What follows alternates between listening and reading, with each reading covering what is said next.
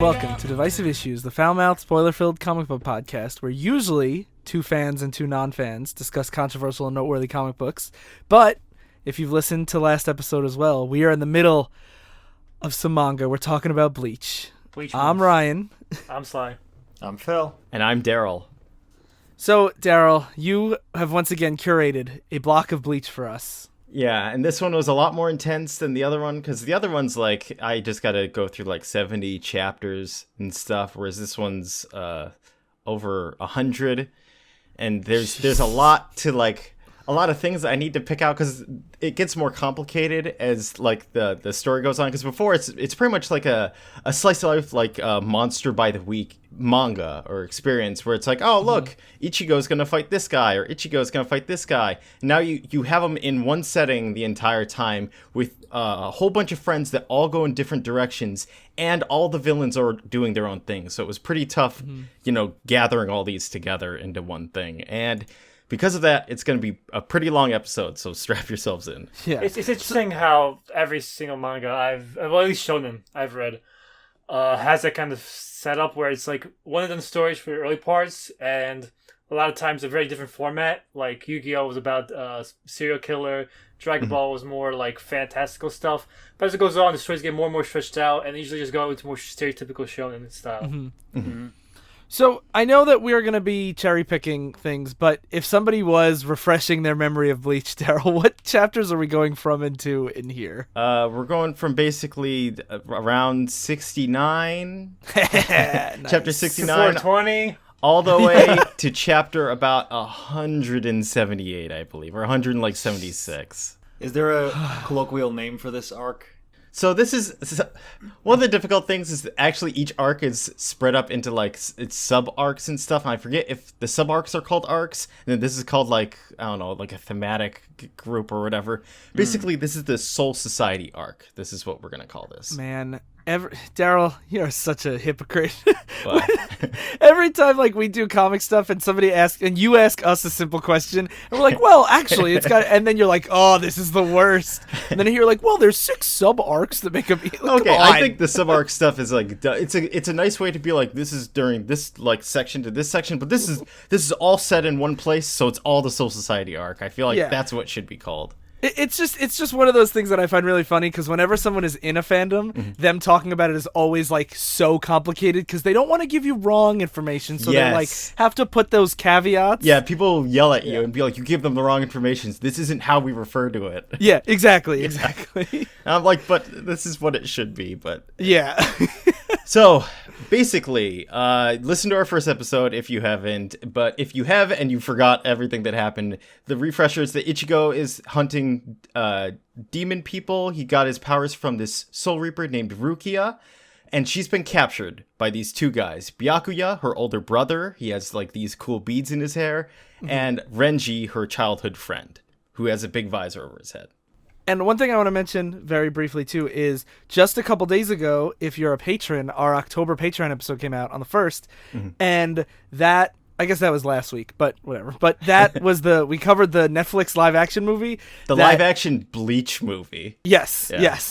It does. We don't go into as much detail, but if you've listened to the old episode and want just a quick refresher, it kind of covers the same kind of plot as the first episode. and covers stuff we skipped when we covered the manga too. Yes, yeah. Yeah, the Grand Fisher thing for all you pros. All you Bleach pros. All right. I'm done interrupting. Yep. Ichigo is going into the Soul Society, which is basically like heaven, to go get Rukia back because she's been arrested for like soul crimes, soul felonies, but because she gave her powers to Ichigo and did some other stuff. And he is going along with 3 of his friends. There's Chad. He's half Mexican, half Japanese. He's got this big like racing track fist that punches through walls. Ishida Uryu, who is a Quincy. He's an archer. This doesn't matter at all. It's like these characters do nothing in this fucking story. It doesn't, but they keep popping up, so I'm like, I need to remind This is me trying to point out, like, here's Whirlwind, or here's this character. He's my favorite character, and then it doesn't matter the fuck about all. Well, both on the episodes that we've done so far and in our Discord, I have heard Darryl just the love that you have for Chad is so great. I do. He's such a great character, and he has like some moments in this, but I had to skip all of them because, again, like Sly said, it's not important, but they're the best moments, which is a shame. And the last person coming with them is Ichigo's pretty much like quote unquote girlfriend. It's the girl that really likes him, Orihime. So here's a question I'm going to ask many times in this episode. Who is this character? Because there's a cat talking with them. Good. Okay. All right. So I'm glad we're getting into this. When Ichigo went, he trained with Mr. Hat and Clogs, right? Mm-hmm. That's who he trained with. Everyone else trained with this cat, Mr. Yoruichi. So he's Mr. Popo to Mr. Hat and Clogs. A bit. He is like he's like, but the thing is, like, Mr. Popo is an underling, whereas Yoruichi is like a direct like comparison, where it's like you can get trained by Mr. Hat and Clogs or by Mr. Yoruichi. Oh, how do you hate comics? I hate you, Darryl.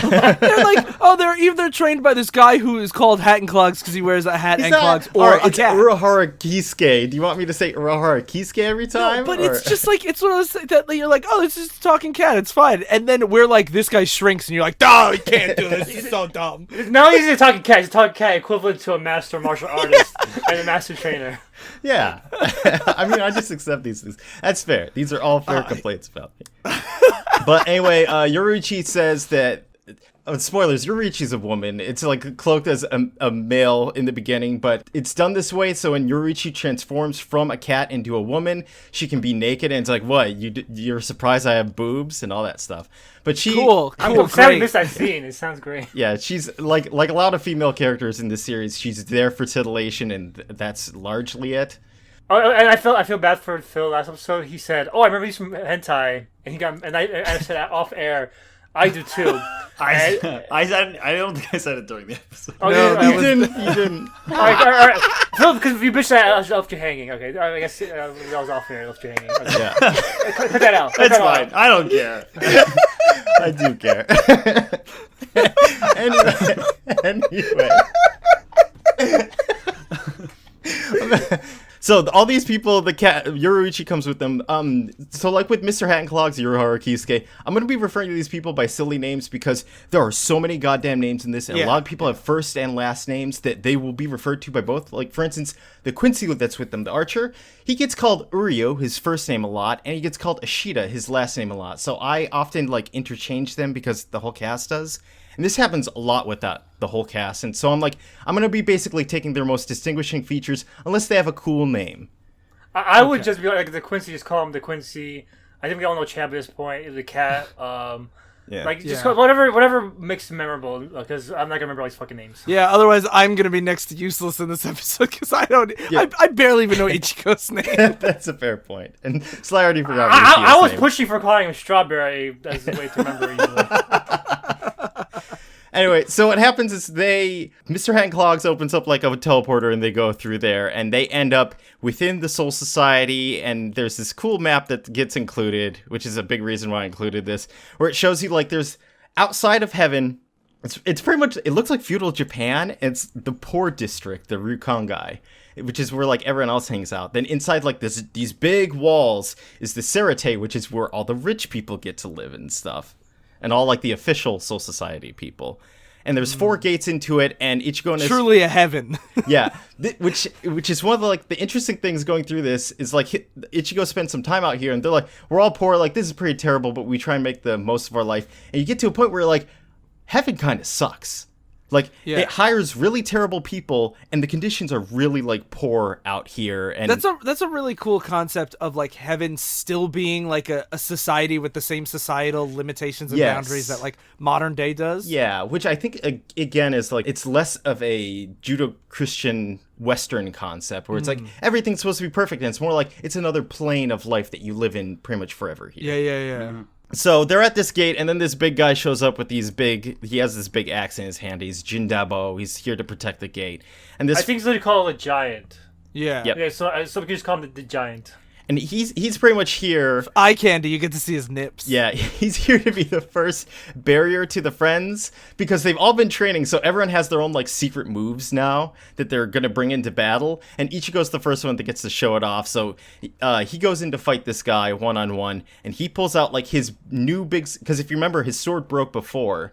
And what had to happen is Mr. Hattenclogs trained him so that he was using his own powers rather than Rukia's powers. So his sword changes shape to like what it would be, which is looks like a giant like knife. And Jindabo is like just this really big. I mean, the giant is just this really big, strong guy. It's like, no one can like withstand my attacks. And only 2 people ever have not gotten killed by my first attack. Yeah, and Ichigo like blocks the first one. He also makes a lot of good jokes. Like he keeps saying, "You people have bad manners. You must be from the country. Cities have rules. Wash your hands when you go inside, and don't eat things off the floor. And 3, only 2 people to a duel." And he starts like slamming his axe down, and it's this giant thing. But Ichigo like blocks it with his little tiny. His knife isn't small, but small compared to the axe. And just to clarify, when he says two people to a duel, like this is the setup for most of this, what we've read anyway. It's just gonna be I should go fighting a guy, everyone else watching, cheering him on. It's fucking Yu-Gi-Oh, where everyone's watching. But at least they give a reason for it, and it's not just like I feel like in a lot of shonen, it just always becomes that because of ego. So it's a bit different because what's gonna happen is after this, Ichigo's friends and him are gonna split up, and the only people Ichigo's gonna get to tag along with him are not fighters. So that's why they kind of just stand by. I feel like they go to more lengths here to justify why it's just 1v1s. Yeah, I was gonna say this is the only fight where they just watch Ichigo. Yu-Gi-Oh does that too. They have the group gets split up and they have duels. Yeah. And fan Oh, pass. okay. I feel like a lot of mangas do this. But Well, Dragon Ball's the only one where they literally would just watch and be like, Yes. Goku, please. it was like the first, so they didn't know what to do with the fucking Axis characters. Yeah. Also, like his friends do want to help him, but he damages the battlefield such that it creates rocks just around them to make like a duel arena. Mm-hmm. So Ichigo fights this guy, and this guy uses like this special 10 strike festival move where he attacks 10 times. This is one of my favorite things just in shonen in general is that everyone has named moves. I just love that. So when this guy is just like, his attack is literally just hitting his axes a lot of times. But he's like 10 strike festival, and then he makes like 100 strike festival. My favorite thing too is as he's doing it, he's losing count. So he's like 7, 8, 6, 8. He just keeps. I like this guy a lot. Yeah. He's he doesn't do much beyond this point, but he's a cool colorful character. Yeah, that's what I was gonna say before we even I know you guys are gonna always bring up like, how do you like this dumb stuff and not comic dumb stuff? But I feel like a lot of anime stuff has these like characters that have a lot of personality, whereas like you think about even like I like 52 a lot, but you think about a lot of the side characters like I liked the 10 Chinese generals, but I can't really remember them like personality wise. I remember their powers, but like I feel like this giant, he stands out as a personality, and I think there's a lot of times it's anime tropes that they're doing, but they're colorful characters. I guess that's one way in that the shared universe helps and hurts, because like a lot of us, like Sly and I, will be like, we will project the personalities of characters that we've read in like when we read like a Booster Gold story, even if he's barely in it, I'm like looking for the aspects of his personality that other writers have established, and I'm like, no, like it's not out of character, so it's good.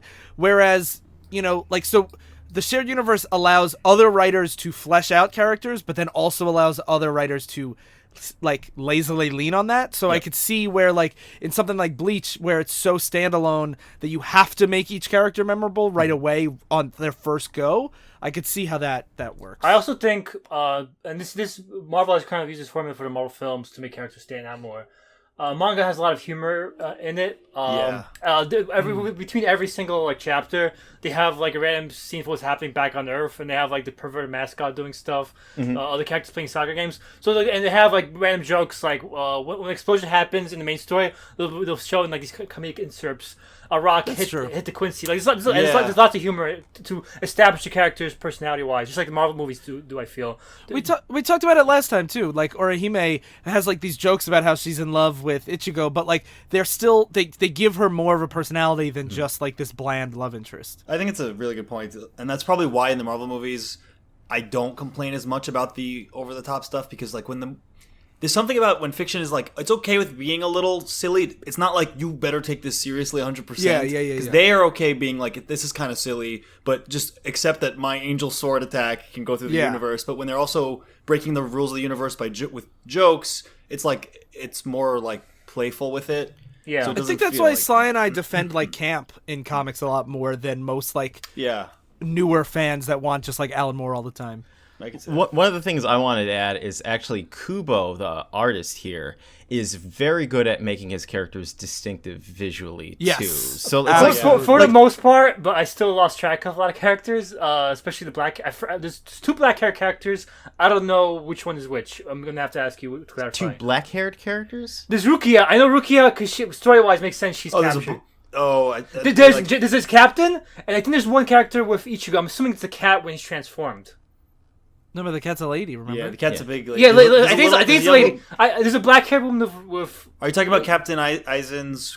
Why don't we lieutenant? just point it out when we get there? Yeah. Because I have no idea what you're talking there about. are a lot of characters. I think a lot of them are distinctive, especially like if you see them in color. Most of them have like a certain like color to them, even though they're all wearing And that's white also and stuff. And that's also part of the downside of skipping around is sometimes characters will get slightly more, fleshed out, and we just had to skip Yes, like for instance, like how you brought up Orihime always imagining, like after this fight here with this guy, she imagines him as like a medieval prince. Ichigo saving her, and it's real silly. And you miss out on that. Anyway, Ichigo beats this big giant guy. Like he attacks him the 10 times, and he's still standing. And then Ichigo goes, "It's my turn now." And he says, "Sorry, but I'm gonna have to bust your axes." And then just this 2-page splash panel of just him shattering the axes. And then the big giant like starts crying because he lost his axes. And Ichigo apologizes. He's like, I guess I didn't have to break both of them. And that's when the giant just turns. He's like, "You're such a nice guy." He's crying, and he's like, "You beat me. You're a man at like in terms of like beating me, but also that you were respectful and sad about what you did. So you can pass through." Yeah, so he's like, "I'm going to open up this gate for you, and you can get in there. Be careful. There's a bunch of mean guys, though." And so he lifts this giant gate that's like this guy's like super big. He's not just like giant size. He's like 10 people tall size. I want to say I really, really enjoyed that a lot. This is maybe my favorite part of the whole this block. Mine too. Because Wow. I really, really liked that. Like the test to enter the gates of heaven was you had to be like a cool anime fighter, but you also had to be nice. Yeah. And like I like that was just an unexpected fun twist where it was like it's like you needed to be like a balanced person, and like that was just I thought that was like fun and clever. I also think fight wise, again going back to the humor. I think the fact that this villain is more humorous instead of trying to show how badass he is made it a lot more colorful and memorable as a fight for me. Yeah, absolutely. So And he says, "You better watch out. There's a bunch of mean guys in there." Yep. And lo and behold, when he opens the gate, there's this smiling samurai-looking guy with a huge grin on his face. Yeah, so this is Gin. I'm gonna refer to him by his name because I like his name. And he has like a lot of people always refer to him as a snake because his eyes are always closed. And he's got this big smile that goes from like cheek to cheek, and his nostrils like he draws out the nostrils, so he always looks very snake-like. And he's like, "Oh, this is a bad thing. This won't do." Gin says that, and then he just made me so sad. immediately cuts off the giant's arm and says, "A gatekeeper ain't supposed to open gates." Yeah. And then his giant arm falls off, and he's holding it up with one arm, and he's like, The "Oh!" gate, yeah, and he's like bleeding, and it's raining blood down on him, and Gin's just smiling at him. As the rain like splashes against him. And the gatekeeper says, "Hey, but he beat me." And he's like, "A gatekeeper that loses, though, can't open gates. Because a gatekeeper that loses dies." And he goes to try to kill the gatekeeper. And Ichigo jumps in the way to protect them. Yeah, and then immediately, like, Yoriichi, the cat lady, she's like, "Oh, this is really bad," because Gin's a captain.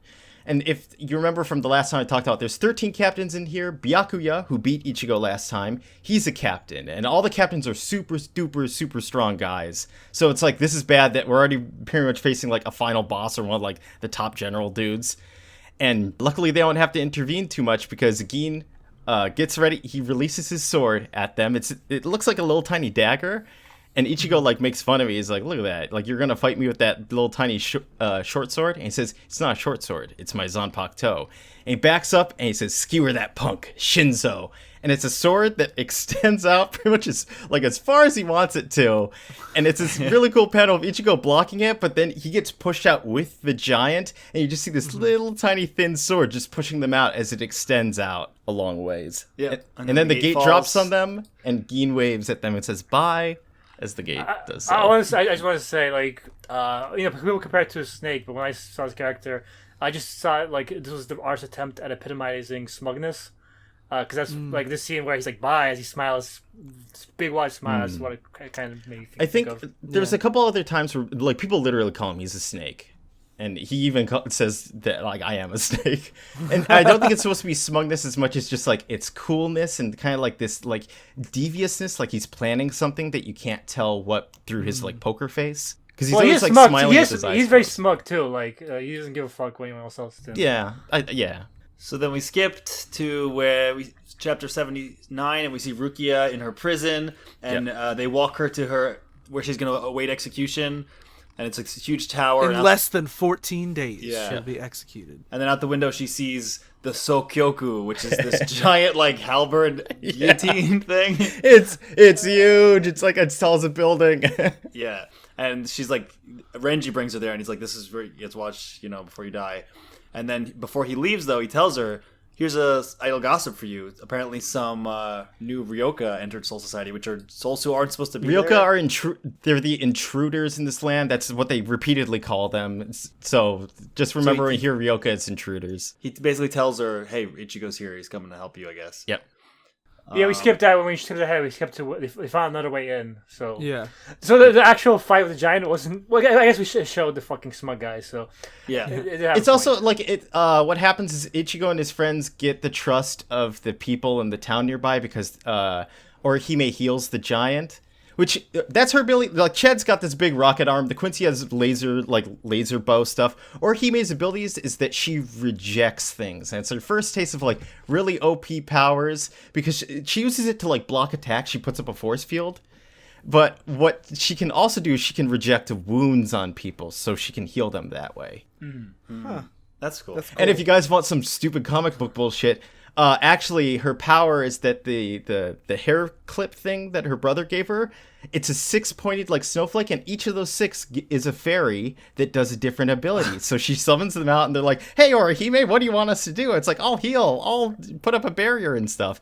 And they're shown like only 4 times throughout the series, and then they're never shown again. I'm surprised they gave her powers to begin with because she doesn't do much. This is what we right now.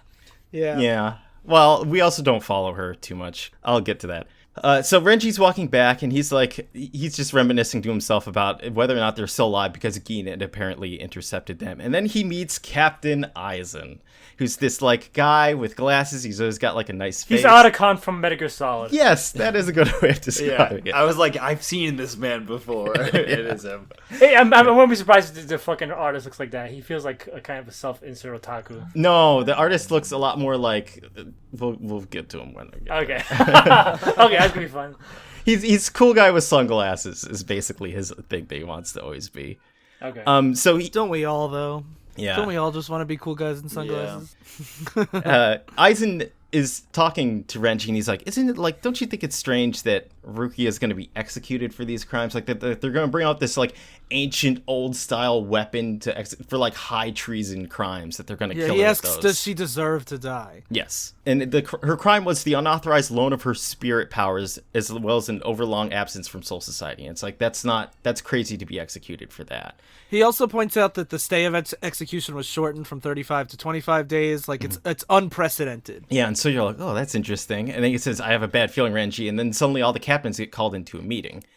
And this is where you get, I skipped these 2 panels, but you get like a good like splash page of like all the individual captains. So you get to see all 13 that are here. And like I said before, they all have very distinctive like features on them that make them very identifiable. So Gin shows up here, and you're like, immediately you're like, who are these guys? What are their abilities? It's so much like when, whenever you meet the top generals or something, or like in One Punch Man when he meets the council of the A-rank heroes, it's like they're all very unique looking. You're like, he must have this kind of power or something. There's one guy that's like a super big, tall, giant guy who wears a basket on his head the entire time, and you're like, I don't know what that's for. In the old days of like the 70s and 80s of American comics, a story like this would mean, oh, they just got a new contract with Mattel and need a new line of toys. Yeah.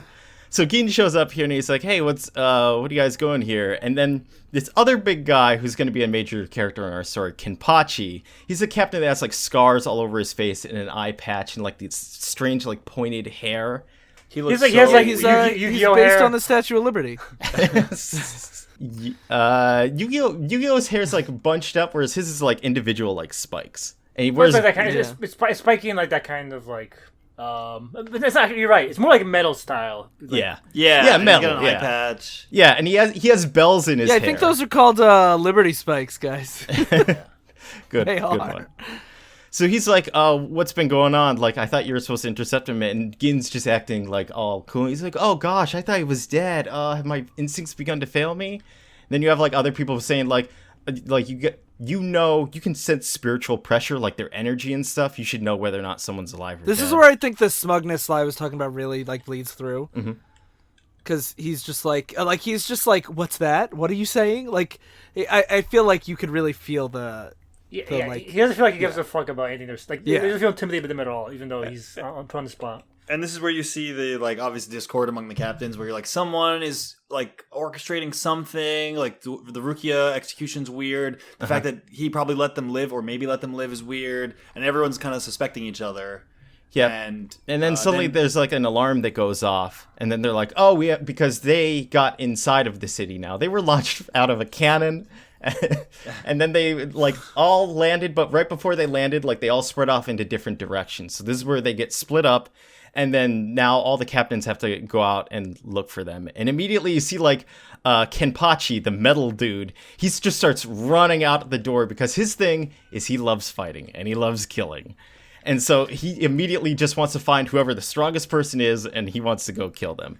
And he has like a bubblegum sidekick girl who's like, "Oh, let's go kill stuff. It's gonna be great." Yeah, she's like this little 10-year-old girl that just latches onto his shoulder, and she stays there for almost the entire series, just hanging out with him as he goes around to go fight people. And as the captains are leaving, you see Gin walk by Aizen. And Aizen's like, "This is a convenient time for the alarm to sound, huh?" And Gin's like, what do you mean by that? And he's like, "Do you really think you can get away with it? You'd be best not to underestimate me."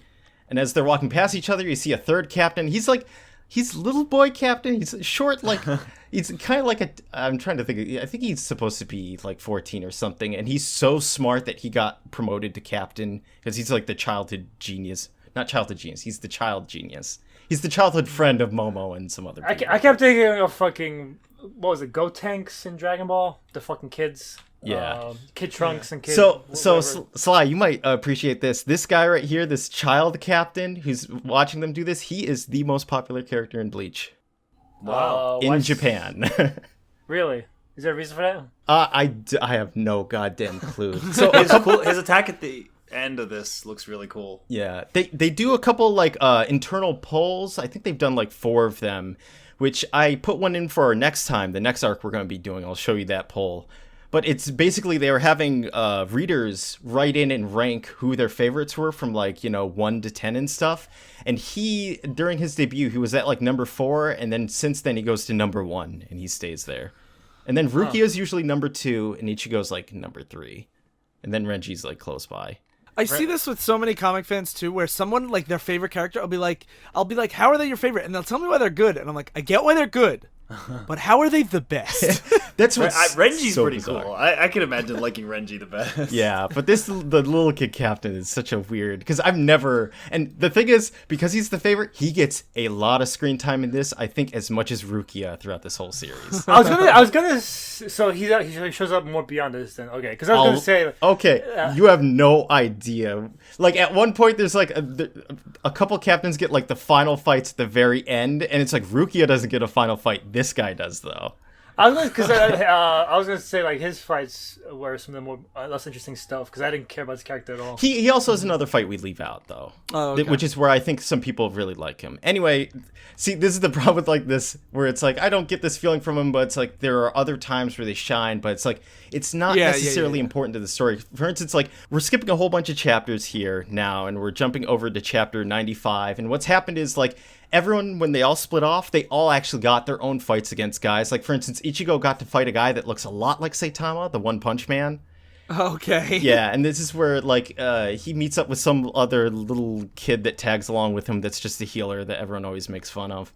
So in these skip chapters, does the rest of the party, like Chad and stuff, get cool fights and stuff? So Chad doesn't get a cool I mean, like, using him as a stand-in for Chad everybody. gets his job, doesn't he? No, Chad doesn't get a cool one-on-one fight. His thing is that he shows up and he kills like 100. It doesn't kill, he just knocks people out. But his thing is like no one can fight Chad because he's so strong. So, but like the other characters that aren't Ichigo have like stuff going on. Yes, yeah. So Okay, for instance, that's Orihime and the Quincy land together, and they end up having like a really neat rapport with each other, where she's always worried about Ichigo, and he ends up being really worried about her.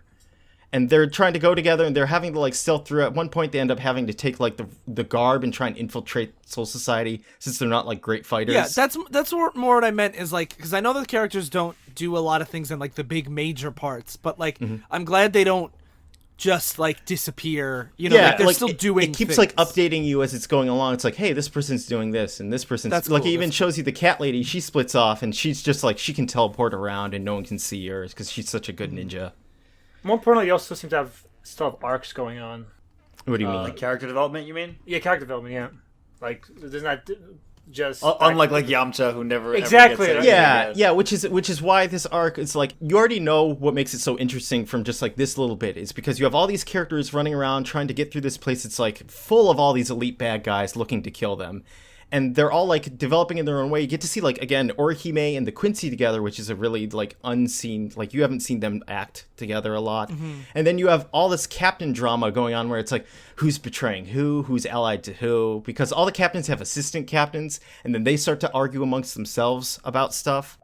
So I think I know where the confusion was before. Yeah. So I'm assuming this is the Quincy next to Chad. Hold on, where are you at? So after we skip ahead a few chapters, after the boy shows up, they meet Renji, I think, the fucking rival to Ichigo. And I think that's Chad wearing a bandana. No, this is Ganju. Who's Ganju? Ganju's a character that is... So, he gets introduced. He's the one that helps them get fired from the cannon because his sister operates the cannon. And he's the stupid hothead, like, I run a gang in town. Like, aren't I so cool? And Ichigo's like, what? I'm the hothead here. And then they, like, fight a whole bunch and stuff. You would like his power slide. He's a fireworks expert that can turn stone to sand, and that's all he does. Like for his battle, he ends up having to like run down a hallway and turn the ground to like sand before the person chasing him can notice, and then they like run into it and they get trapped and stuff. And because he doesn't like fight one-on-one, he just like tricks people. That sounds pretty cool, but That does sound pretty cool. Yeah. So who's the person with black hair next to him? Okay, this is the Hanataro. He's the one that I mentioned. He gets picked up by them. They use him as hostage, but he's a pure innocent boy that just wants to heal people. The healing, like there's 13 captains. Each one's the head of a division. It's like research and development, and like there's one that's just ninjas, and he's part of the healing group of people. And you get again like backstory where they're like the healing people all get made fun of, and none of them are fighters, and people think that, like they're so pathetic and so weak. And so that's his thing, is he's here to be kind of like pathetic and weak, but he's got like a good heart. Okay, so I confused him with the black-haired captain girl and with Rukia. Okay. As they show up in these stories, I feel like those three look too similar. It definitely doesn't help that everyone wears like black robes. Yes, that's another thing. I do agree for the most part. A lot of characters really do. Because when I was saying, was that Chad? I was going by time context because he doesn't look like Chad. Like they do look they do look distinct. Yes. But these three characters specifically, these black-haired, black-robed characters, I'm like, no, like that's bad. Bad design. You should make it look more different. Yeah. Well, it's I do hard agree with that. because when you're reading it, you're following along and you know this isn't Rukia. I know, for context clues you could tell, but I think it's bad. Like, only two context clues you could tell. Rukia would not be here, or this captain will not be with Ichigo. Yeah. And that this is too much, because this is one exception. Like, everyone else looks very distinct. It's also pretty terrible because, like, this character is completely superfluous in this. Like, Kubo's gonna do this in every arc. He's gonna include one character that he gives a lot of screen time to that does almost nothing the entire time. Like, if you were to remove them entirely, nothing would change. So this is the gangbuster of Bleach. Yes, I suppose so. When Darryl pitched this series to us, he described it as, when you get to later volumes, imagine like you're watching a shonen and somebody's grandma fighting somebody's neighbor, and like it's two characters you don't give a shit whatsoever. And I'm already seeing that developing here, but like, I guess I can see the seeds of that developing. And again, I'm leaving out a lot because it introduces you to all the captains, assistant captains, and these are all people that are going to be fighting in future arcs. Wow. But I want to see their power. They all have a cool sword.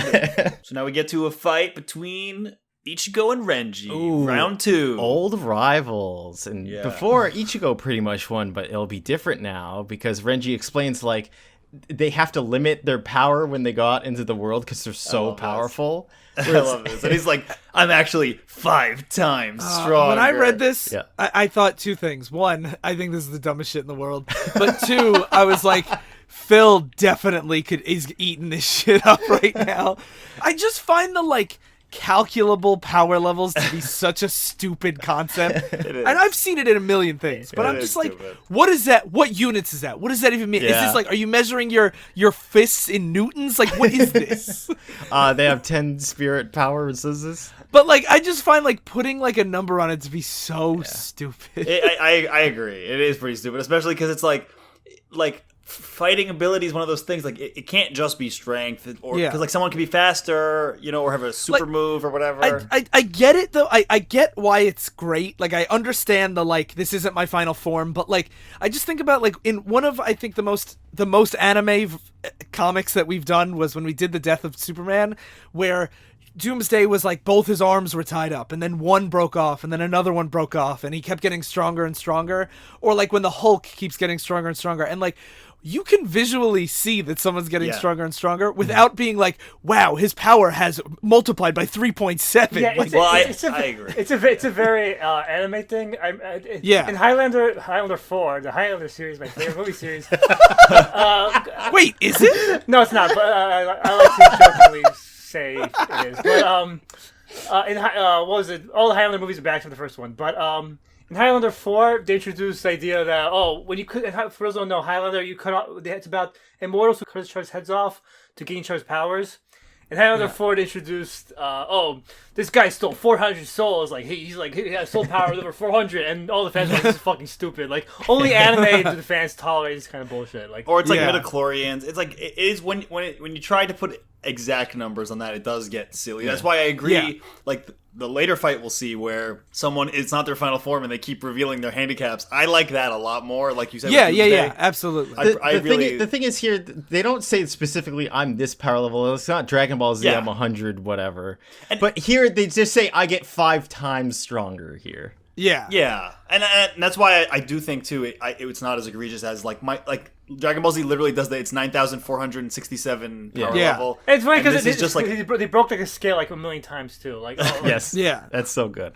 yeah, this is like it is more abstracted here. No one ever gives an exact number. But even when they do specifics in like a lot of Western comics, I still like feel like I see a lot of Ben Grimm testing his strength, and they'll just say like you can lift 2 more tons than you could when you first got your powers. Yeah. That makes more sense to me than like my overall ability is now a 15. Well, this is spirit power. I know, but I just like you said, what is good at fighting skill? That could be anything, the English Navy beat the Spanish Armada, and it wasn't because they were stronger. Yeah, it's like also instinct. There's so many things in it. Yeah. Anyway, Renji and Ichigo start fighting each other, and they're clashing swords. And Renji's asking him, it's like, how do you intend to save Rukia? Because if you beat me, there's 11 more assistant captains, and then 13 captains to deal with. Which, if you're counting, the head captain does not get an assistant, I believe. He's the one. Who's counting? I Nobody. think. Or it's the head of the ninja division. I forget. So some Bleach fans yelling at us right now. Yeah, typing in all caps. Anyway, so Ichigo's just like, whatever. I'm just gonna fight everyone. I'll just the shonen character. I'm gonna win because I'm gonna win. I'm gonna beat everyone. I have to win. That's it. That's the. And my Renji's reason. like, that's not a plan. Yeah. And he's like, I don't give a fuck. Yeah, Howl Zabimaru! And then he brings out his whip sword again and starts whipping him. And he like crashes him into the walls. That's when he reveals he's 5 times as strong. And then they clash some more. And what do you think of Kubo's action? Because I don't know if we talked about that. Who's Kubo? The artist. Oh, his action's good. The guy who I'm like, which character is that? Yeah, poor Sly. There's so many characters. Sly's like, That's why I didn't say anything. I was like, I don't want to be embarrassed if this is somebody important. Yeah, Taite Kubo is the artist. Yeah, I like his art, but what was we mentioned before? Like sometimes it's not clear what happens. Yes. Yeah, I think sometimes it's not clear, but I really like his dramatic poses. So like after they clash, like, and I mean like in action fights. So like there'll be like big explosions, and then like you'll see Ichigo come out with like half of his face is covered in blood, and like it.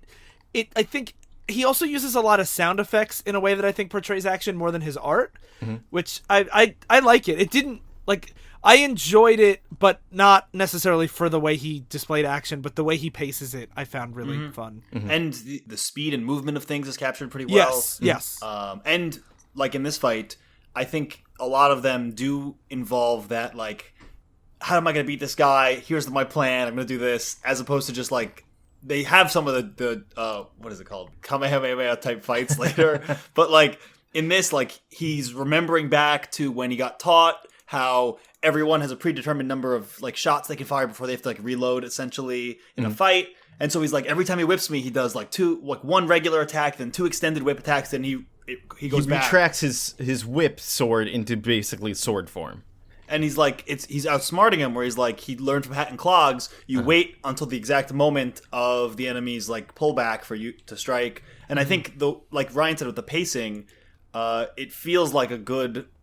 It's not just like a mess, like some fights we've seen in comics or anime, where it's just like a mess of shit going on. Yeah. There's like an actual like structure, like almost like a narrative to the fight. Yeah. Yeah. And it also, a lot of these fights, like even though there's like fight after fight after fight, and most of these are really long fights, there were very few fights, at least up to this point, that I felt like, okay, get to the end. Like I felt like I was invested in the actual actions that like things were going through. I do have to add an addendum and say that's because you're seeing the most That's important true. fights in the That's arc. true. Like also next arc we'll see a list of like top fights, and like for instance the Renji versus Ichigo I think is like number 2 or number 3 of like fan favorite from the fights. polls? Yes. Yeah.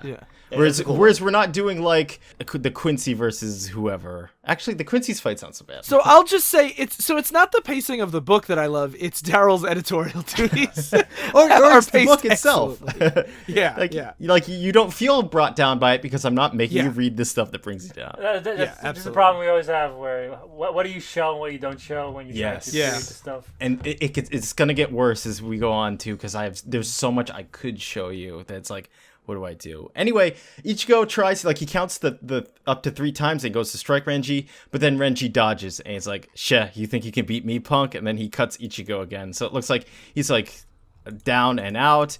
And then Ichigo remembers back to train with Hats and Clogs, where Hats and Clogs is like, you gotta have the intention to kill people when you fight. Otherwise, it's like, you're not gonna, like, look, when I attack you, it's because I have the intention to kill. Yeah, you can't just be like fighting for the sake of fighting. It's like you have to fight with purpose, and the point of your sword is to kill someone with it. Yeah. And if you don't have that killer instinct, you're never gonna win. Yeah, so he starts winning because he says to Renji, "Okay, I resolved to kill you. Now I'm going to start winning this fight," and that's how he starts winning.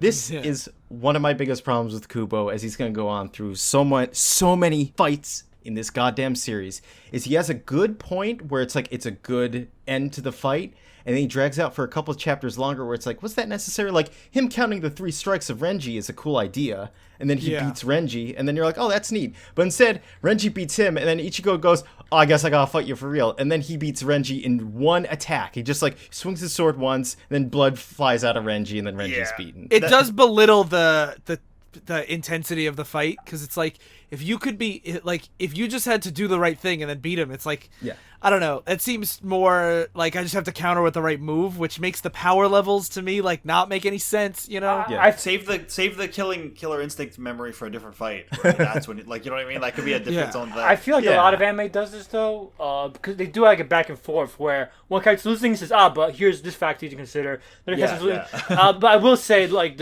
I would say the killer instinct should have been earlier, and then the 3 strikes later, because like it's also like the 3 strikes is like a smart thing. It's like, oh, this is a cool like battle thing, you want to see it work out, whereas killer instinct, you're like, I guess Ichigo just hits him harder now. But I don't feel like anime always rewards smartness. Like, a character will be smart and still lose anyway. Sure. Like, I don't know how many times does Goku win with brains. Like, that's my point. But again, those aren't like, I wouldn't say Dragon Ball Z has good fights either. Yeah. I guess I think the good fights are the ones where you have to use your brains. Like, for instance, like Midoriya versus Stain. Who is that? Like that's a pretty good fight. In My Academia. Hero Academia. Like So the Stain that's fight, that's a cool fight. Yeah. So I haven't watched. I probably haven't read anything you guys consider good fights. This is like every fight I've seen in anime. I've never seen what you guys consider a good anime fight. Probably. Yeah. I wouldn't contest Just that. everyone should just read My Hero Academia. That's Yeah. generally my consensus. Anyway, and unfortunately, I had messaged these guys about this, but we're skipping the Renji backstory because naturally, after you beat your enemy, you have to hear their sad backstory. And I mentioned this during the Patreon episode. But one of the things that makes Renji cool is he grew up in the poor district with Rukia, and they had to steal food to survive because they were in the worst district out of like all of them and stuff. And Rukia became pretty much like their leader of like their little tiny rebel gang. And she said, the only way we're going to stop living this life is if we become captains ourselves inside of Soul Society. And so they trained hard to get up to that point. And then Rukia gets adopted by Byakuya's family, her brother. Like, that's her adopted brother. And basically, like, she leaves Renji behind. And so Renji's whole thing is that he wants to get stronger so he can match up to, like, Rukia to be, like, even with her. Because they started from the bottom. And they want to get to the... Yeah, now they're here. Well, Rukia's here, and now Renji wants to get there too. And you see all that stuff, and then he ends, like the flashback whole thing ends with him pleading to Ichigo, you know, if you're going to beat me, you have to keep going. You have to save Rukia then. You have to do what I could not. Because I couldn't, like, stand against Byakuya. So I don't know if we should get into this, but so... Are the Soul Society people, they are like an alien race, like in the afterlife? No, they're humans. They're human souls that passed on to the afterlife. Okay, so they are humans. Okay, because I was wondering, because they mock humans all the time, like you filthy human. Like mortals, you know what gods are. Yeah. Like, Okay, Yeah. but it's just being mortal. That's exactly it. It's but mortals. being mortal and human. Like I couldn't tell. I think it's because they probably specifically use a Japanese word that refer to like the soul, like they're soul people or something, or like ghost form, and then they're like your human form, your like corporeal body. Okay, that makes more sense. That would make more sense for that to be more of a Japanese kind of language terminology. Yes. That's what I'm hedging my bets. Okay, so that makes more sense. Like these guys versus Hollows rather than the separate race that's in charge of the afterlife. Because that's why I was assuming reading this. Yes. Okay. Yep. Yeah. Oh yeah. And then you get like a small thing of the nerd, the healer dude patching Ichigo up. This just reminds me of any other shonen. There's always some way you have to be able to heal the main character after every one of his fights because he's always going to almost die, and then he needs to fight again in like a day. So like Dragon Ball Z had the Senzu beans. In My Hero Academia, they have someone with a healing quirk. Here it's like I have healing powers. So you're he healed. brings out specifically like a Senzu bean. He's like, eat this and you'll be like revitalized and stuff. Yeah. Which I at least want to bring up again. This is something that's great about this and not about like the future arcs. Is it at least Ichigo has to use bandages and he's wounded, and they bring it up multiple times where it's like you got to slow down. Like here they're like you got to take a break and rest, even though it's 14 days until Rukia gets killed. You got to rest. And it's like okay. Whereas like later on, we're just gonna see arcs like he's gonna essentially die and then he'll just be fine the next chapter, and you're like, okay. So one of the important notes that they point out in this healing scene after he gets healed is that he had this wound from his shoulder down to his chest, but it's not as deep as it should be because he had a mask in his pocket that like saved him. And it looks, as they say, like a hollow mask. Yeah. And this was so hard organizing this stuff. This mask appeared before when Ichigo had to get his own powers and stuff, because since he no longer had Rukia's soul powers, so he couldn't be a soul reaper himself. Basically what Mr. Hat and Clog says is he kicks his body out of his soul out of his body, and he like breaks that chain linking them together. And so Ichigo slowly starts to transform into a hollow, and he's like, you either gotta become a soul reaper right now or you become a hollow and I kill you. And so this is what happens is he starts like putting on this mask, but then out of last minute he breaks out of it.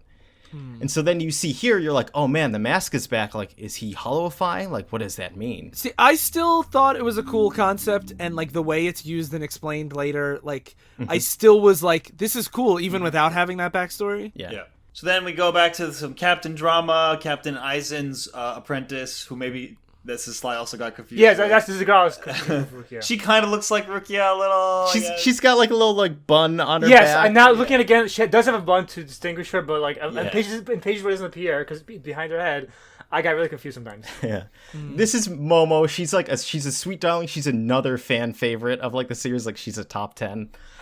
She's like she's devoted to Captain Aizen. This makes more sense why the fans would love This is why I thought Aizen was another like because Otacon is a fucking fan of Hideo Kojima for sure. I thought this was not fan sir, a writer and sir. So I thought like Momo like this is my dream girl, just a girl that adores me, and I'm Captain Aizen, and I'm cool.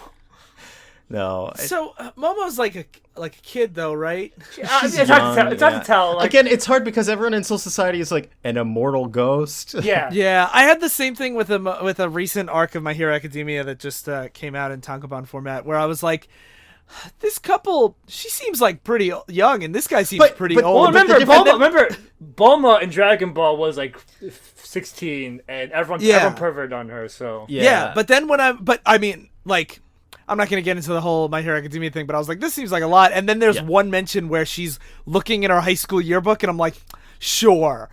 Yeah. There's a lot of, like, 16's, like, okay in like, Japan for them to start, like, having romantic feelings for, like, older people. I wouldn't call it romantic. I would just say pervert. The one thing I'll say about here is she adores Aizen, but Aizen isn't, like, reciprocating. He's not like, let's sleep together, Momo. Yeah, he doesn't seem like he's hitting on her at all. Yeah. It's just like... Yeah. This just it just made me think why not just not make her look so young?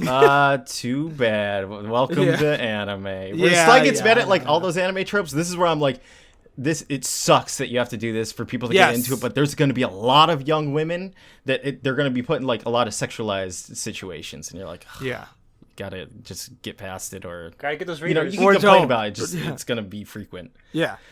Anyway, she's here. She's feeling bad because she doesn't want to fight all these people. Toshiro, the little boy captain, he told her to beware of Gin. He's like, I don't trust Gin. Gin looks creepy. He looks like a snake, dude. Just stay away from him. So she comes to see Aizen, and she's like, can I like stay with you? Like, I'm just like, I'm feeling so burdened. And he's like, yeah, go ahead and just like lay down and rest. And she's like, his words, everything about him soothes my fears. I'm glad I came here tonight. I'm happy I work for you. She's like noticing me, senpai, and my kouhai. Yes. Yeah. Yeah. And then Aizen steps out, and then you see someone's following him, and that cuts to the next day. And she's like, she fell asleep. Yeah. And Momo's like, Captain Aizen? And so she starts running to go look for him, and then she sees something and she screams. And all the other people like come and gather together, like all the other captains and stuff. They're like, what is it, Momo? And it's Captain Aizen. He's been impaled through the heart with a sword up at the top of a building. So there's just a giant trail of blood. It's pretty brutal. Yeah. It's brutal, and it's like crazy too when they spend a lot of time showing you how strong captains are. You're like, who could have done this besides another captain? Yeah. Right? Because you're like, he's really strong. Yep. Supposedly. That was one thing I wasn't sure on, if all the captains were strong, because he looks like a nerdy dork. So I was like, I wasn't sure either. I feel like the captain should have some sort of like quantitative value for their power levels, so I could more easily a quantitative power level I hate. my assumption was he might have gotten his position because he was smarter than everyone else. I wouldn't guess a captain must have done this. Yeah. Every captain has to have a super sword move, right? Yeah. So They all have ZAN-PAK-TO, so you're like, they all have at least some sword ability and stuff. But it is true. It's like, where are these people put in there because they're strong, or like they're just that's a fair point. And like they don't explain until like a lot later why they become captains. And as she's screaming, no, Gin walks in with a big smile on his face, and he's like just looking at her. And she immediately flips out and screams, like, you did this. She draws her sword and goes to try to fight him. And then Gin's assistant captain, the person that's under him, blocks the attack. And he's like, I can't let you fight my captain. He's my captain. Oh, Captain, my captain. Yeah, and she's like, get out of the way. And he's like, I can't. And then she says, snap, Tobi Ume. And she unleashes her sword, which is this big, like, explode. It shoots fireballs, basically. She can throw fireballs with it. And she's blowing him up, and he's like, how dare you draw your ZAN-PAK-TO against me, because like that's illegal. You can't draw your weapons inside of a building and stuff. And then so he brings out his Wabasuke, but then Toshiro, the little boy captain, blocks them, and he's like, hey, stop it, both of you. And he has them both arrested. Yep, because they're fighting it. And then he turns around to Gin, and he's like, you were ready to like kill Momo, weren't you? And he's like, I have no idea what you're talking about. What? That's crazy. And he tells him, if you make Momo bleed, I'll kill you. And he's like, ooh, you're scaring me. Yeah, and he's accusing him of doing the obvious, like goading someone to fight you that's weaker than you, so then you can kill them. Yeah, I love Gin so much. He's just because the entire time you're like not sure what he's doing, but he's teasing everybody. He's just like being an asshole to everyone he meets, but he's like acting all innocent. He's like, that's crazy. I wouldn't do that. He's the obvious villain of the story. Yeah. Yeah. So Ichigo's ready. He's fine now. It's been like a day later, of course. So then he starts. Well, on the same note, like he's training really fast to beat all his captains in the same time span too. Like that's one thing that's funny about anime, because it's boring to watch people just train and then fight and then train some more and then fight some more. Ichigo basically goes every single fight he powers up in some way. Every fight is his training. Yes, basically. So he is getting stronger after every fight. So he's running through, and we get this cool shot of like the inner, the Soul Society building, where it's like, because there's the outer walls that they had to get into, and then there's like this inner walls. There's like the holy sacred place, and you see like these buildings leading up, and then there's this really tall like Washington Monument type tower, and that's where Rukia is being held. So you have like a very clear vertical progression where it's like we start outside, then we go through these walls, and then as we're going up like through these buildings, we have to get to the Washington Monument to go save her. When I was reading this, I had just been playing a lot of Super Mario Odyssey, and there are some levels in that game that are exactly like this. And I'm like, okay, I got to climb up this, like, Asian architecture style and get to this tower at the top. Asian architecture. I know, but it's just funny how explicitly that one samurai level of Super Mario Odyssey the city looks like to me. They've obviously ripped this off. That's a cool level. I like that level. Yeah, it is. No, I thought like both of them were cool. What's cool is as they're running, like they feel this spiritual pressure, and they keep running, and it doesn't seem to be going away. And I just love this drawing of, as Ichigo's running, there's all these like black skeleton silhouettes with their swords like at his throat, and he's like he feels like impending doom, like chasing him no matter where he goes. And I think that's a cool way to try to visualize it, like just the feeling of like dread. As like it kind of reminds me, again, going back to One Punch Man, what the few people who are strong enough to feel Saitama's power when he almost punches them, and you see that like the death, like that they can feel it coming. Yeah. I love that. Yep. And as they're running, like the healer guy that's with them, Hanataro, he just passes out because he is so weak he cannot move on. And so Ganju, the guy that's with them, he goes and picks him up, and he's like, "I'll take him and I'll run with him because clearly this isn't good." And then Ichigo like hears "Is it you?" And he sees him up there, and it's Kenpachi. It's the guy with the metal hairstyle and the eye patch, and he's grinning with a evil, malevolent intent. And the sound effect, doom. Yeah. And so then Ichigo has like a moment where he feels him stab through his chest, but it's just like he feels him wanting Murderous to kill him so intent. much. Yeah. And then he appears behind him, and he's like, "You're the strongest one." And I have to bring up like, for the past 30 chapters, Kenpachi has been trying to find Ichigo, and because he keeps listening to the little girl on his shoulder, he keeps getting lost. And so the whole time you're like, I'm waiting for him, because Kenpachi keeps saying, I have to find the strongest out of all these people, and they're going to be the one I want to fight, because that's all I want to do, is I just want to fight them. And then Ichigo fights like that Saitama type dude who's Kenpachi's assistant captain. And then he goes and meets him, and he's like, Ichigo's really strong. And then there's like a big page of Kenpachi smiling. He's like, good, I need to find him. So it's like this arc, from the first time Kenpachi's introduced, has been building up to this fight. I love he's the so I need to find someone strong enough to kill me type guy. Yeah. It's just like I just need a good fight. Yep. And so now we begin their fight, and he begins by basically being like, how about this? You strike me first, because that way it's fair, because I'm so powerful. Like, you get your first hit in, because I don't want to kill someone that's defenseless. And so Ichigo draws his sword, and he runs at him to strike him, and he just can't cut through. Like, yeah, it shows it's great because it shows a frame of like blood hitting the ground, but it's from Ichigo's hands, because he hit with so hard he made his hands bleed, and there's not a single cut on Kenpachi. And Kenpachi looks so bored and upset. He's like, and he says, "Is that the best you can do? How disappointing! Now it's my turn." Yeah, and he's like, "Don't die too fast." Yeah. And then we skip some chapters, because while this is happening, Chad meets another captain. This is the first time that we're having our characters meet captains and fight them. And we have a scene of Chad meeting his captain, and Chad's big fist can like punch giant holes in walls, but he can only do it like 4 or 5 times a day, and he's basically at his limit. And this is where we get Chad's backstory of like how he doesn't like fighting people. And there's this very important thing of like, Ichigo, when Chad was being beat up, Ichigo saved him, and he beat up the guys for him. And Ichigo's like, how about, if you don't like fighting for yourself because you hurt people, how about you fight for me? And then that way you won't hurt people, because you're just fighting to save me. So that's why, like, here, Chad's like, I gotta fight because I can't lose. And then he goes to punch his captain. The captain literally just, like, one sword swing across his chest, and he's down.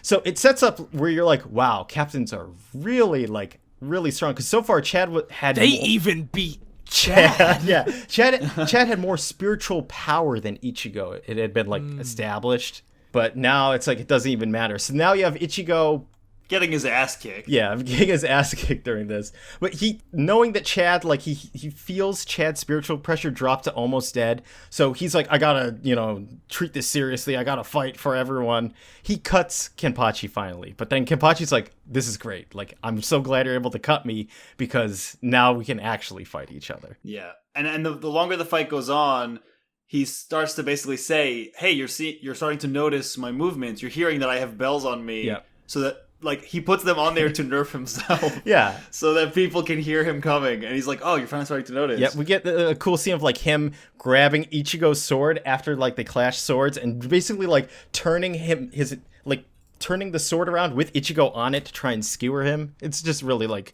cool how he fights. He's like a monster. And then he says, the eyepatch, too. I put this on just to make it more interesting. Like, you have to exploit my weaknesses that I'm giving to you.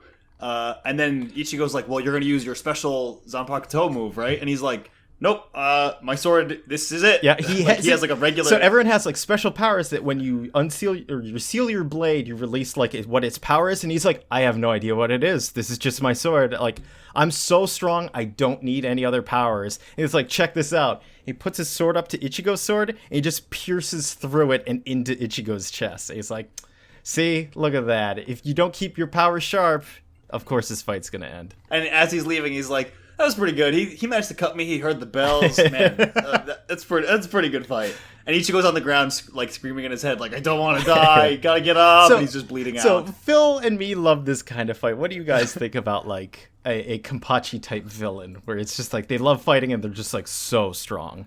Normally I'm like not too. I liked this more than most of this trope. To be honest, I thought the dichotomy between like Ichigo's like desperation and his calmness was like more interesting than usual. And the only thing that I have is it's so ridiculous how quickly people get like what should be super fatally wounded. Oh my like God, Ichigo yes. gets stabbed through the chest so regularly. Yes. And then doesn't die. So like when he gets these big dramatic cuts and he's on the ground like bleeding out, Yeah. I like don't feel as much tension like he's gonna die. Right? Because like he got stabbed through the chest so many times. Like I mean like the sword from behind through his whole body. Like Yeah. So when he gets cut across the chest and he's like, I don't want to die. I'm like, you're not gonna die. No one can die here. It's impossible to die. Well, the sword from behind through his body was just he felt like that happened. It didn't actually. Oh, that hasn't happened to him at all. I didn't get that. I thought he got stabbed in the back. No. That's why he says it's the murderous intent, because then he's fine. He I know, but I mean like in earlier fights. Yeah. He I has mean, been there's stabbed like still that. a lot of fights like when Byakuya cuts him across the body. You're like, how deep is that cut? Who knows? Yeah. Yeah. I lost any sense of that. I assumed they could just survive anything until the plot. It's really until the plot decides. And even then, I think based on what I think some characters look like they're dead here, and based on what Daryl's saying, they seem like they come back later. So I really like whatever the plot decides. I will let you know. Almost no one dies in this entire. Yeah, that doesn't surprise me at all. It doesn't surprise me at all. So I didn't feel any tension. It was still entertaining because we said all the pacing just Daryl's great editing, but I do think the fights are well paced. The back and forth is well enough, so like it's entertaining enough that you want to keep reading and see how it goes. Like this can be done poorly, but for a reason it does work here. Maybe it's because I care enough that to see Rukia saved. Maybe I think this guy's entertaining enough to Metalhead. I think Ichigo's. I know you don't like him, but I do think he's better than Naruto and Goku. I do want to see him win, so that I do. I'm shaking my head right now, just letting you know. Maybe it'll change, but I do care enough to see Ichigo win, and this guy's entertaining enough as a villain that I do want to see the fight play out more. One of the things I liked about this, which is why, like, gathering this together, there's one more big fight that I had to keep in here, because I'm like, this is like the culmination of the arc. But it was tough deciding which of the Ichigo fights to do, because it's like you first meet the giant and Ichigo just like shits on him. He's like, whatever, you're nothing. Then I skipped the fight where it was like Ichigo and this guy were like a good one-on-one. This guy has like a cool like ability and stuff, but Ichigo still like beats him. He's still really strong. And then you have Renji where it's like finally they're even and that like Ichigo barely wins. And then you have this fight with Kenpachi and Ichigo's like no chance. He cannot beat this guy. And I love that escalation as he gets closer, you start seeing the captains come out, and like it becomes harder and harder for them to get to Rukia, where you're really invested because it looks impossible. Well, Chad just died like 3 chapters before this. Now Ichigo's dead. You're like, wow, what is gonna happen? Well, that's what I meant by every fight, basically him leveling up. Like he basically dings every fucking fight. And now he's on level 14, now he's level 15. So like, I also think what works about this guy, and that works in some of these fights but not others, is like when you've set up the established rules of this universe where everyone has a sword second form. Like, stuff like that. It's like in Dragon Ball Z when you come up with someone and if they're like, I can't shoot energy. You're like, what the fuck? How could you be strong? Yeah. But then they're like, my fists are just so strong that I can beat you anyway. And I like that every time we see a guy, I want to see what their sword's true form is. And this guy's like, he breaks that rule where he's like, I'm just too good. I don't need this. That's the reason why... I should also, just a minor thing, I should also note that Kenpachi, like, he's the captain of the company that's for fighting. He is the best fighter of the fighting company, which was another, like, cool thing to see. And that's another reason why this manga works for me is when you said, everyone has the same, what is it called, the fucking sword. ZAN-PAK-TOs? ZAN-PAK-TO, and I wasn't that excited because I'm like, how much can you do with that? Like, because you see the brother, he has exactly what I imagine ZAN-PAK-TO's being, like a million blades just coming at you, basically. Yeah. I'm like, oh, it's just gonna be some shit like that eventually, and then it's gonna be a fucking blade the size of the earth, and it's gonna slap. Like, it's gonna be that kind of stuff. But I think this guy's cool because like they do mix it up well enough. Like this guy, he's like, I don't even use it. I'm like, just a fucking sword to me. I think that's cool. Like they find clever ways to mix it up with what ZAN-PAK-TO can do. Yeah. There is actually someone that uses the guy with the basket on his head. He's actually like a wolf man, and his special ability is he uses like a giant that fights with him, like an ethereal giant with a giant sword that like swings when he swings. Mm-hmm. That's cool. He fights Kenpachi later. Spoilers. Oh fuck! Don't spoil. Anyway, as Ichigo's laying there and dying, he sees this guy walking forward to him, which Ichigo's seen before. This is the manifestation, like the human manifestation of his ZAN-PAK-TO. This is Zangetsu. That's what his sword's name is. And this guy, Sly, is what the author, like, this is his self-insert. Oh, okay. I definitely can see that. I definitely can fucking see that. Yeah. So this guy appears and he's like, if you want to win, like, do you want to win? And Ichigo's like, yeah, I want to win. And he's like, then I'll take you, like, inside of, it's like this weird, like, upside down world. And it's like, hey, you have to fight your hollow form. Like, it's Ichigo, but with, like, black sclera and white irises. And he's like, you have to fight him, and if you beat him, then like I'll share my power with you and stuff. This reminds me of that scene in Final Fantasy Tactics, I'm sure you all know, where Wygraph's laying on the ground dying, and the Zodiac Stone asks him, do you want to live? And he's like, I'll sell my soul. This is actually, to go back to our nerdy shit comics, American comics, in the first Thanos story arc, Captain Marvel is getting his ass kicked by Thanos. He gets taken by Eon, who makes him the Guardian of the Universe, and then he comes back superpowered, basically. I love how many instances this appears where it's like, do you want power? Well, it's like you go to someone at their most desperate, and like when you're dying is like. But it's a lot less sinister because it's basically a sword being like, we need to fight one as one. Like, you can't use me as a weapon. We have to work together to win this. This is why I say when you said this is officer, I felt like it because this just felt like such a. Let's plot a way to make Ichigo stronger, because like there's nothing really about like no real reason why. It's fucking Yu-Gi-Oh! I have the heart of cards. I fight my friends. Like that's exactly why he wins. Ichigo. Yeah. Kubo, the Zangetsu appears. He talks to the Hollow Form, and the Hollow Form of Ichigo after they fight and Ichigo wins. He mentions this thing where it's like, we need him to win because the plot demands his power will eventually be mine. And so there's more teasing of like, oh, that's interesting that his Hollow's. Which is why I thought this was still sinister, because I'm like, something is trying to make him strong to use him. Yep. Wasn't the Hollow saying that? Yes. Yeah. So I thought it was just the Hollow being a dick. I'm gonna try to take him over because I'm a Hollow. We cut over the Hollow fight, so I don't know. I thought the Hollow was just a plot device. Maybe he does come back later. Oh, he'll come back in this arc. Anyway. Ichigo beats his hollow self, and then you get some expositing by Zangetsu that I love, where it's like, in this world like this, in your world, it always rains, and I hate when it rains because it means that you're sad. So if you place your trust in me, I won't let any rain fall on this world. Yeah, he's like, heart of the cards, like Sly said. Yeah. Heart of the sword. Yeah, so then Ichigo starts standing up, and Zangetsu's like, what? Spiritual pressure! And Ichigo's, his wound's closing up. And then he dashes at him and he cuts through Kenpachi's like shoulder, and suddenly he's fighting. Kenpachi's like, wow, this is like, you're so strong. This is getting good. The twist is like he's getting his ass kicked, and he's getting more excited as he's getting his ass kicked. He's getting cut all over, and he's like, what? And Ichigo says, "Do you like fighting that much? Aren't you afraid of being killed?" And he's like, "What's wrong with me? Something wrong with you to be so strong and not to love fighting. Like you have I to." love that revel in line a this." lot. Yeah, me too. I was like, "This guy's the best." Yeah, and then what he ends up doing is he's like, now that I can finally fight, he takes off the eye patch. And I love that too. It's not just a vision thing. There's like little bugs that eat spirit energy that he kept in his eye patch to like nerve him. They're like tiny mouths and eyes. It's kind of creepy. Yeah. It's creepy. Yeah, and they consume it. So then he's like, all right, so now we can actually fully fight. He like swings his sword. It cuts down a whole building. And this is where I'm like, man, you can't, like, what is wrong with the Soul Society laying guys like this in here? Think how much like money that's going to cost. Well, I imagine they don't fight this.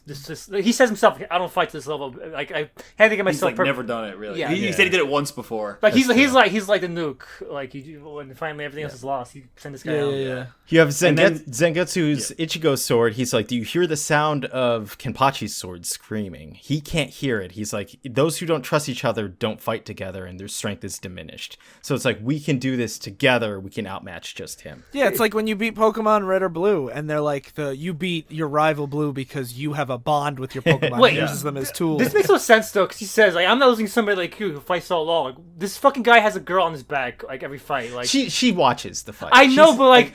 He seems like the most like I have a friend character out of all society. No, she never joins in. Her thing is that she just wants to watch him fight. I know, but that seems like I fight for my friends kind of character. Like he seems, But Yeah, he's but like he his fighting doesn't- style. I know, but I mean, like if you're going to do this team, this should be a more selfish character. He doesn't seem that selfish to me. Like alone? yeah, He's not completely selfish. He just likes fighting. I know. That's why. So if people want to watch him fight, that's okay. I mean, it just seems weird. Like he's the plot device that led Ichigo to be like. See, I think that's more interesting because like he Yeah. has like friends that are people, but he doesn't have a bond with his weapon. Yeah. Oh, that's a fair point. Because He's, like, fighting, because he like, fights in so- combat like- with his weapon, and he doesn't like relying on another person in combat. He only likes to rely Yeah. on himself. This guy's cool. So they have one final showdown. He's really cool. They have a final showdown basically where they both stand and he's like, they're yelling at each other like you're unworthy, and then the Zangetsu, the sword, is like, I can't. This is your last strike. I can't stop your bleeding really because I'm basically holding you up here. So you got to kill him in this strike, and they have one of those epic like smashed together buildings coming down. Yep, everything dropping down. Then there's like, it shows them both together. It's Kenpachi stabbing through him, Ichigo stabbing into Kenpachi. Then Ichigo goes, sorry guys, and he collapses, and you're like, and then blood's just spraying out of him, and then blood sprays out of Kenpachi, and he goes, what do you have to be sorry for? You won, fool. And then he collapses, and he's defeated. And you're like, okay. Pretty sick. Yeah, and since this is already running long, we're going to be splitting this up. You're going to have to hear part 2 of this a week later. Not 2 weeks, Part though. 2 of part 2. No, let's just do part 3. Let's just keep it simple. Yeah. So Yeah, sure. We're even though we vowed to never do this again, I guess every once in a while we get through Bleach, it'll be weekly again. You fuckers, you better appreciate it. So yeah, we're gonna take a quick break and we'll wrap up here, and then we'll pick up from chapter 120 next time. In the meantime, I already mentioned the Patreon, so you should go to patreon.com/flyingmachine and hear our Bleach live action movie and talk about. We talk about why it's not just about the movie, it's also about why manga and anime doesn't always translate to live action super well. Yep. We talk a lot about Spider-Man in Yeah. there, too, if you have any interest. well, that's good. That's because it's me and Ryan on it. So. I did cut some of the Spider-Man talk. No!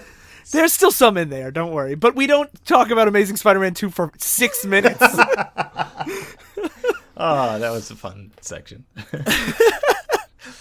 So, yeah, go to patreon.com/flyingmachine and also listen to the other shows. I want to mention Pot Stir Podcast this time because Jay just started a series on the war on drugs and how, like most things in American history, it's tied into racism. So you should check that out.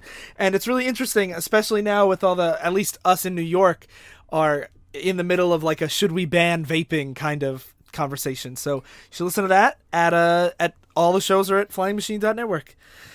So thank you for listening to part 2 of Divisive Issues Bleach coverage.